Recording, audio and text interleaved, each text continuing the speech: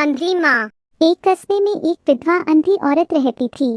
उसका एक बेटा था जिसके पालन पोषण की सारी जिम्मेदारी उसके कंधों पर थी। वह अपने बेटे को पढ़ा लिखा कर एक बहुत बड़ा आदमी बनाना चाहती थी, इसलिए उसने उसका दाखिला कस्बे के सबसे अच्छे स्कूल में किया। वह दिन रात मेहनत करती ताकि बेटे की स्कूल की फीस दे सके। लड़के के स्कूल के बच्चे उसकी माँ के बारे में जानते थे। वे सब उसे अंधी का बेटा कहकर चिढ़ाते थे। लड़का इससे बहुत परेशान था। उसे अपनी माँ पर शर्म आने लगी थी। वह उसके साथ कहीं भी आने जाने से कतराने लगा था। जब लड़का बड़ा हुआ तो उसकी शहर में अच्छी नौकरी लग गई।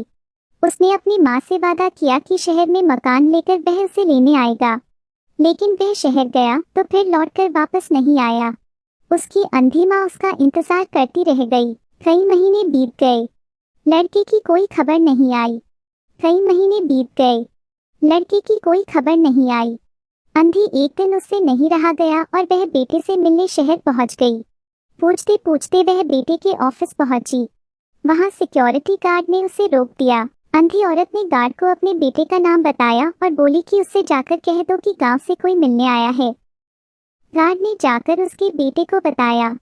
बेटे ने ऑफिस की खिड़की से देखा तो उसे अपनी माँ गेट के बाहर खड़ी नजर आई। वह ऑफिस में सबके सामने अपनी माँ की वजह से शर्मिंदा नहीं होना चाहता था। उसने कहला दिया कि वह ऑफिस में नहीं है। अंधी औरत वहां से चली गई। शाम को वह लड़का ऑफिस से घर जाने के लिए निकला। रास्ते में एक जगह काफी भीड़ जमा थी। वह अपनी गाड़ी रोककर भीड़ के पास पहुंचा और तो बीच सड़क में अपनी माँ को मारा पाया। उसके हाथ में एक चिट्ठी थी जिसमें लिखा था, बेटा, बड़े दिन हो गए थे, तेरी कोई खबर नहीं मिली। चिंता हो रही थी इसलिए तुझसे मिलने चली आई।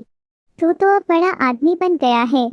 तुझसे मिलना अब शायद मुझ गरीब की किस्मत में नहीं, लेकिन मैं बहुत खुश हूँ तेरे लिए। तूने अपना ही नहीं मेरा सपना भी पूरा किया। मलाल है कि तेरी तरक्की देख नहीं सकती। काश बचपन में तेरी आंखों में सरिया न घुसा होता और मुझे तुम्हें अपनी आंखें न देनी पड़ी होती तो तेरी तरक्की अपनी आंखों से देखकर सुकून से मरती। तेरी अंधी माँ। ये पढ़कर लड़का फूट फूट कर रोने लगा। जिस अंधी माँ पर उसे शर्म आती थी उसने उसके लिए कितना बड़ा बलिदान किया था। वह आत्मग्लानि से भर उठा और जिंदगी भर खुद को माफ नहीं कर पाया।